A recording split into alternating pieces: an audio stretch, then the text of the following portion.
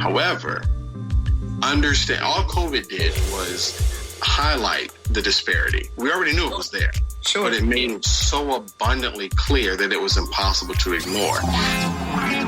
This is Blair Durham with Black Wall Street Today, your media hub for all things Black entrepreneurship, politics, news, and events in Hampton Roads and beyond. Hey, would you like to be a guest on Black Wall Street Today with Blair Durham? The link is in the show notes. And now, here's your host, Blair Durham. Welcome to this 123rd edition of Black Wall Street Today with Blair Durham. So excited to share with you all. But before we get there, today's show is sponsored by the COO team, as well as Milestone Mental Health Agency and Apex Financial Group of Virginia. Also thankful to our top sponsors, Bank of America, Starbucks, Cox Communications, Centera, as well as Coca-Cola for your generous sponsorship. Jumping right into today's program, we have two awesome entrepreneurs joining us. They are entrepreneurs and side hustlers. The first of which is actually Mr. Marcus Calabrese, known as a political operative, a public relations consultant. To his credit, Councilwoman Shannon Kane, as well as Councilman Michael Berlucci, Mayor Bobby Dyer with the City of Virginia Beach, with the City of Newport News, Patricia Woodbury, as well as Commissioner of the Revenue, Tiffany Boyle. Marcus Calabrese has also been instrumental as really the drive force behind the Virginia Minority Business Commission, first of its kind here in the state of Virginia. And he sits on several relevant boards for Hampton Roads, including the Food Bank, as well as Susan G. Komen and Black Brand, Hampton Roads Regional Black Chamber of Commerce. So we're excited to talk today with Marcus, who has some interesting ideas about what takes place in the political landscape that he wishes to share. So Marcus, good to see you kind of on this side of the mic. How are you? Good, how are you? I'm used to scheduling other people to come and talk to you. Exactly. That was kind of our space for a while, but I was grateful that you sent over these ideas. I think it's certainly a relevant conversation that needs to be had. So maybe you could just speak to kind of your impetus. What kind of pushed you over to say, you know what, I need to get behind the mic. I need to share. Well, it's definitely different to talk about it, but it's a little challenging, and it can be kind of frustrating. And seeing all these campaigns that are going on, and meeting some of the candidates, and having met so many politicians before, I hope, and I really want to encourage voters and help kind of educate voters on some of the things, some of the pitfalls to look out for when it comes to these campaigns, some of the questions that they should be asking, and really kind of give these campaigns and the candidates really challenge them to really take it as more of a responsibility instead of just an opportunity to ascend to higher office or even just a different office, if they're not already elected. But really just really kind of want to push voters and the general public to really ask tougher questions that should be asked. And a lot of them are just things that people might overlook. Yeah, I think you raised definitely an interesting point that there's got to be a bit more kind of voter responsibility, right? Instead of just what we've seen, voting based on popularity, et cetera, et cetera. So, and I know you bring such a breadth of experience to this conversation, working directly with the candidates. You talk about the disproportionate impact of COVID-19 on the Black community, right? What becomes the conversation that we need to be having now with elected officials? Well, what I would love for someone to ask, I'd love for everyone to ask, for these elected officials who are currently there, and especially the ones who are running, I want to know, and everyone should want to know, what have they done prior to COVID? Now, in the sense of course, people voted for stimulus packages. They voted for increasing grant levels across the board. And there's a lot of things that they have done that we aren't aware of. But they'll be sure to tell us that. They'll be sure to tell us the good stuff, as they should, and they should get credit for that. However, understand, all COVID did was highlight the disparity. We already knew it was there. Sure. But it made it so abundantly clear that it was impossible to ignore.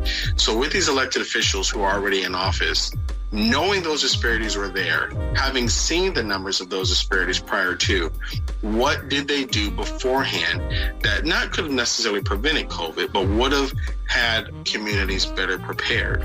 And I think that's a fair question. Did they vote for Medicaid and the expansion of all that? That's wonderful. What piece of paper, what legislation did this state senator or this state delegate's office, what did they sponsor? Not what did they co-sponsor? What paper did their pens touch? What did they do? What funding did they advocate for? Now, if a delegate or a state senator said, well, I tried to create more free clinics, fair game. That's the kind of, or, well, we tried to get more support for nurses. Okay, that's something. But if someone just tries to give lip service to say, well, we worked to expand Medicaid, and that's why we always, no. What did you do, to actually, and I think people really need to ask them that. What did you do prior to COVID, prior to the abundance of awareness? I'm not sure that's the right phrase, but we always knew there were issues with police brutality. What did they do beforehand? Have they ever toured a police precinct? They don't have a town hall in the high-income neighborhoods. Have they had a town hall with these police officers to see, one, what in the world is going on? Number two, why are your arrests in this community higher than over here? And at the same time, what training do they need? I'm all for fully staffing police departments and making sure they have better paid training. That's fair. But did they push for training? Did they push for not only making sure they get the resources? They'll always say, we need to make sure our police are fully staffed and they have the resources they need. What legislation did you pass to make sure that they were trained on special needs? You remember there was a situation a few years ago where a young man was shot and they found out he had autism. And that's not necessarily the police officer's job, but they're going to come across instances where they're going to be only people who have special needs, people who have different religious cultures, people who have different scenarios. And we understand that they're people, but what type of legislation did they pass beforehand? I don't mean to go off on a tangent, but but things like that. We need to know what they've actually done in regards to these issues. Okay. So really your vantage point has to do with a lack of preparation, right? That a lot of the legislation that we're seeing now is reactionary, whereas if there had been something on the front end, maybe this blow would not be as devastating. Is that... Yeah. I was driving down, if you go down the ocean front of Virginia Beach, and I'm trying to think of the part of the neighborhood. But basically, so when you get down to the ocean front of Virginia Beach, and if you just keep going left, not by all the touristy area, but if you keep going left and you get towards Shore Drive, that is the smoothest street you will ever drive on. Smoothest street. They had to think about that beforehand. And it's a very high-income area. But it's the same concept. You thought about it. It was something that you planned to do. It was something that you were paying attention to. They made sure that neighborhood was going to be taken care of. Okay, well, when we knew back in December and January that COVID was in China, then we knew it was in Seattle. Then we knew it was in New York. So we knew inevitably it was going to be, it was going to be something. We didn't know how big it was, but planning, basic, simple planning. Yeah. A lot of the planning that you speak of, cities have 50, 100, 150-year kinds of plans that they build and adopt, right? So we're talking about, obviously, systems. We're talking about institutions. my personal vantage point probably doesn't matter here, so I won't interject it. I mean, I can see where you're coming from. I mean, I do think that if we're going to participate, then it pays to vet the candidates beyond what they're saying on the platform, right? Yeah. We can check their records. I get it, for sure. You mentioned here as well a piece regarding the Minority Business Commission. So, and this is certainly near and dear to my heart with the work that we do with Black Brand. And in fact, if you just tuned in, this is Blair Durham with Black Wall Street Today, talking with Marcus Calabrese, a operative, a public relations consultant, a public servant of sorts, one of the driving forces behind one of the newest commissions in the state, the Minority Business Commission. What is the purpose of the MBC? When you think about some of the other programs, you know, SWAM and Small Business Supply Diversity, what does MBC need to do for the minority business community? Well, it originally started, I've been passionate about it for a long time. And a lot of the credit goes towards Commissioner of the Revenue Tiffany Boyle and former Councilwoman Shannon Kane in Virginia Beach. Shannon was the liaison. While she was on city council, she was the liaison to the Minority Business Council there. And they've done a lot of this work already at the city level. So we decided, well, how about taking these ideas statewide? So it's something as simple, and I hope I get this right, but something as simple as debundling. So let's say the city's going to build a brand new school. Well, instead of giving that to one of the larger firms, one of the larger contracting firms, they can, sure, maybe the building is put up by the larger firm, but the AV equipment inside and the desks and the flooring and the bathrooms can be designed by local firms. You know, it gives everyone a bit of a shot.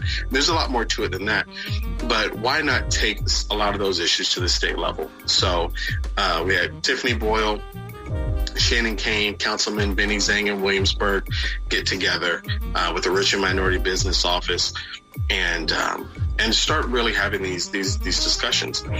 And the original point was to focus on two things. One, helping municipalities, helping cities across the state address their own disparities, kind of helping them set up their own shop, whether that's a minority business task force, council, commission, however they decide to do it.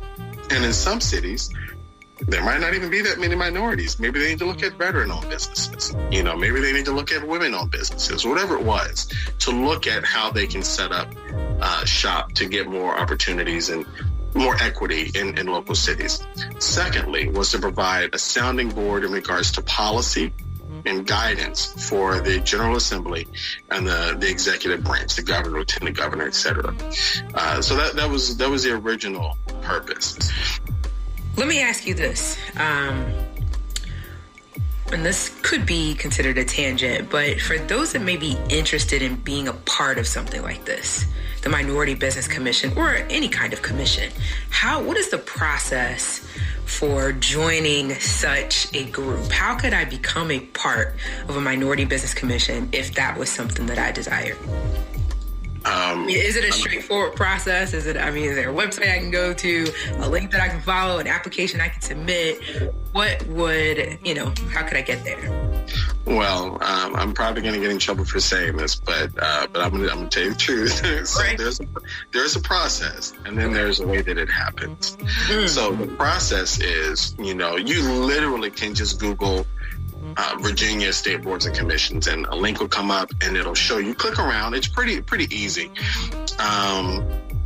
You got to, just look around, and it'll show you the different boards and commissions, and there are tons. Even when it comes to educational or economic boards, they even break them down into certain causes or areas of focus. So there's tons of opportunity. It is worth looking at. However, from what I've seen, you do apply.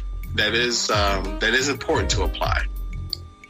But then the outside of that, you also want to make sure that you do contact your General Assembly reps, your state delegate and your state senator. And So a lot of times it's going to be, but yep, there you go. It's going to be not based on, but influenced by your legislative person. Contacts do matter. For instance, I won't give the individual's name, but I was trying to help a certain individual get on a state board of commissions, and we were told to apply, just like on the website that you're looking at. And so we did that and heard nothing for about a year and a half. So we were doing something and started making a little bit of noise. And all of a sudden, a state board of commission came available, and so we were grateful for that. But there are a lot of these seats that are still available. That one seat in particular had been available for a while. We just weren't aware of it. So, so it does matter. Your contacts. Try to go as high as you can. If you know your local state senator or state delegate, and if they're brand new, sure, they might be able to help you. But if you know someone who's been there 2, 3, 4 terms, that's even better.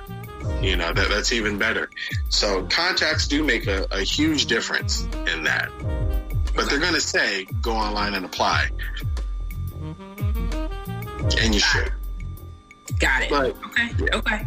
And is the NBC looking for any particular skill set or? All of the appointments are done. Okay. All the appointments are done. I will say that the cause itself. And actually, let me pause there. Yeah. I've got oh my gosh, a bundle of other questions here that I know you wanted to talk through. We've got about 4 minutes to do it. So if you're interested in NBC, you can reach out to Marcus directly. Marcus, drop your contact information. I'll make sure I share that again later in the show. Questions like, how are campaigns staffed and where do these people come from? When voters are talking to candidates, you do want to get an idea of kind of how they started. There are some candidates, like I remember trying to get you to run, Blair. Sometimes good candidates do come from the community. That is common. What is more common and more likely is when the party apparatuses themselves will select a candidate. For instance, Tiffany Boyle, Commissioner of the Revenue, came from the community, tremendously underestimated. They truly underestimated her. Truly. Today, she's a Commissioner of the Revenue. So that can happen. David Nygaard in Virginia Beach, tremendously underestimated. And there is a lot of story there. We know that, but there's even more. Because originally we started running for Congress. We were not the chosen one for that, but we made some good inroads, and some things happened that were unfortunate. We asked 2 other questions in the 3 minutes we have left, and we'll have to schedule some more time to talk because this is very interesting. Is bipartisanship real? And then where does the money come from that impacts the races? And are you allowed to disclose these matters? I'm not going to disclose everything. Okay. Because I'm not going to try to talk myself out of a contract. But I know, that's what I'm thinking. Wow, you wrote these questions. Okay. Yeah, but if anyone ever sees me working with a candidate, please know that is who I truly believe in for the right reasons. The money and a lot of the staff come from the same people. There are certain establishments, political establishment, business establishment. There's some at the very top, and that's who people usually and typically are very cautious about. And they raise red flags. Sometimes that's fair, sometimes it's not. I have seen that there are other, and people will call them establishment or developers. There are other business owners who are very involved and very invested, who do care. And those are the ones that you really want support from. But the ones, the tycoons, the PACs that are coming in, the vast majority of the money that you'll see spent in General Assembly races this year will come from New York, Chicago, California, everywhere but here. So watch out for that.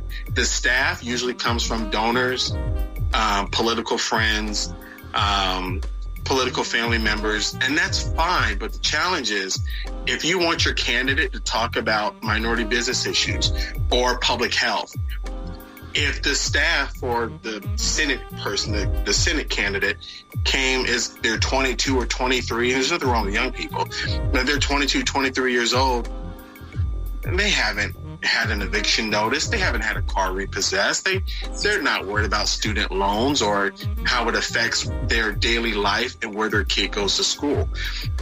So when people talk to these candidates, talk to their staff too, because that's who's giving them the advice right before they come and talk to you.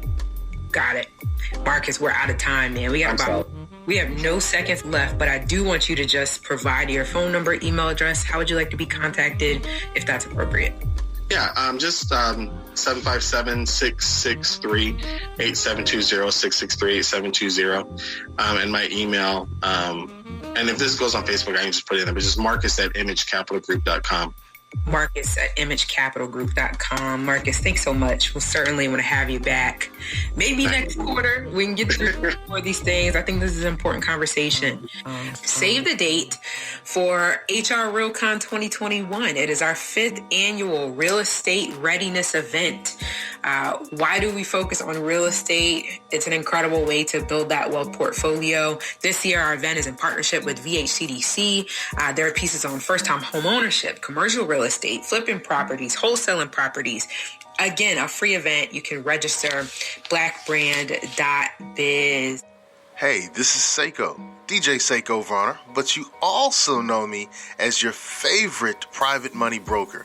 So make sure you sign up for HR RealCon 2021. You definitely want to check out the workshops that I'm doing. Wholesaling and private money. Yes, make sure you register for HR RealCon today. Again, a free event. You can register blackbrand.biz. Stay locked in.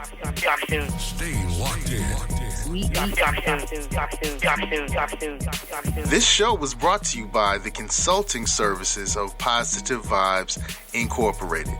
We do debt restructuring, we help with credit repair, and we put money into the pockets of real estate investors. If you're a real estate investor, get in contact with us. If you need debt restructuring or credit repair, get in contact with us. 757-932-0177, 757-932-0177. Phenomenal. Stay with us online at Black Wall Street Today on Facebook and Black Wall Street Today on Instagram, and then follow us on Twitter as well at BWS Today. We look forward to talking again next week. Have a wonderful week.